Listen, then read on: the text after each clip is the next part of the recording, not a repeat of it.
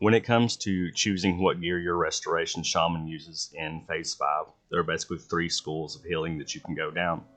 The first, and in my opinion, least useful alternative is Earth Fury. This is only really useful if you lack priests and druids in your guild to tank heal. That being said, it is still a possibility to use in AQ. I do think it's probably something everyone has laying around by this point in time. I mean, I think my entire guild has 8/8 Earth Fury. So, you probably could go with 1 or 2 using this set, although I wouldn't really advise it. Basically, the set bonus kind of just adds up to a lot of extra MP5, and if you're popping consumes, it's not really worthwhile. Although you could definitely have 1 in the guild doing it, but it's not required by any means necessary. Now, the other more flashy alternative to that, and it's kind of on the other spectrum, because the Earth Fury is kind of good if you want to skimp on consumes because it's good mana efficiency.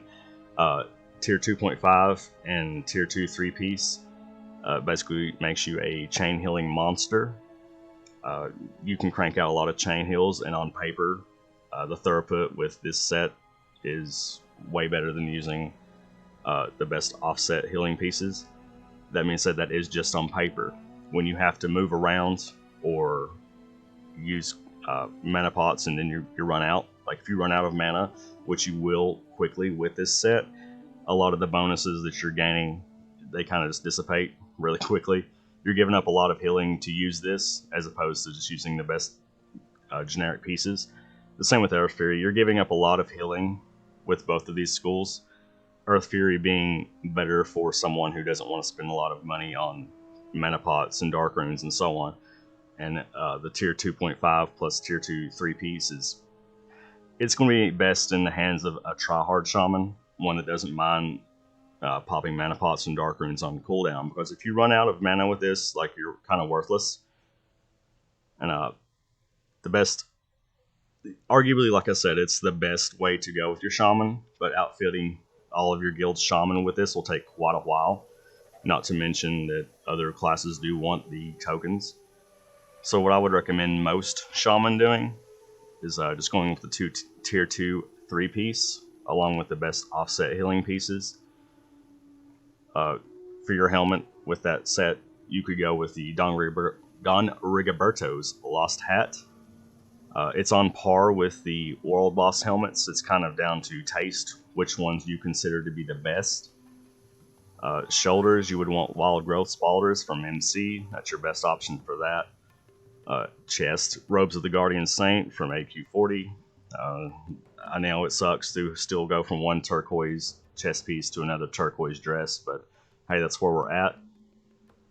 Wrists, hands, and belt are your best slots to pick up the Tier 2 3-piece bonus, which is mandatory at this point in time. For legs, you can go with the powered leggings or salamander scale pants, whichever one you happen to have. In my opinion, powered leggings is better, but there's a good chance that your guild is giving those to priests instead of shamans, since they can only wear cloth. And feet, of course, for boots of pure thought is your best option there. Now, for the offset pieces, for all of these specs, you have a few options. Neck, obviously the best is the Amulet of the Fallen God. You're going to be a while getting that, probably. An easy alternative to that is the Amulet of Shifting Sands from the AQ40 boss quest at the end, kind of like Hakar. It should be an easy pickup. And Angelisa's Charm is also an option. These last 2 pieces aren't much better than Jindo's Evil Eye, so it's not really a slot that I would sweat.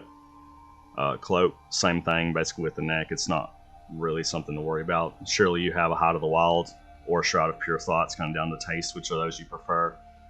Cloak of Clarity is obviously best in slot, but it's going to be a while before you get there, and it's not really something you could focus on for progression anyway. Your first ring is Pure Elementium Band. Most of you probably don't have that. If you don't, you could still be using a Cauterizing Band or even the 4-ring Seal. Ideally, you'll have a Pure Elementium Band, but I know that that's not really feasible for most people. Ring 2, Ring of the Martyr, is the best in slot, and another option would be Ring of the Devoured in lieu of that. For your first trinket, obviously everybody knows you want a rejuvenating gem. Kind of the same for Pure Elementium band. Most of you probably don't have a rejuvenating band at this point. Hopefully you do. If you do, congratulate yourselves, because it's really nice.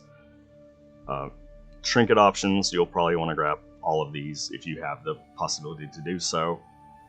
You could have your Natural Alignment Crystal and Zendalarian Hero Charm for Thoroughput fights, kind of like a Veil was.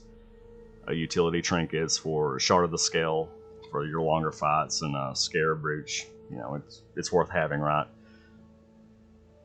Weapons, of course, you already know what the best ones are. Claw Pro Magus is an option. It's the worst one. Lockamere, if you have that, great. And a Scepter of the False Prophet is obviously the best piece here.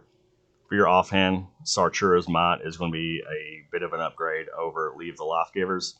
Not a huge deal, but it's still worth mentioning. Worm Skull Blocker is also going to be a bit of an upgrade over the Red Dragon Skull Protector, but it's not really a huge upgrade. And we actually get totems in this patch, so that's great. Totem Rebirth will be on the what do you call it? The tier 0.5 dungeon quests, I believe. You can spawn a guy and he'll drop this. It's probably a pretty big hassle to go get, but it's almost certainly worth it. And Totem of Life is, it's just free, right? So it's worth getting Totem of Rebirth until you can get Totem of Life, and even arguably still Totem of Rebirth is even better than Totem of Life, because most of the time you're going to be chain healing, and even when you're not, you'll probably just be using Healing Wave and not really Lesser Healing Wave. Assuming that AQ40 is actually a challenge in Classic.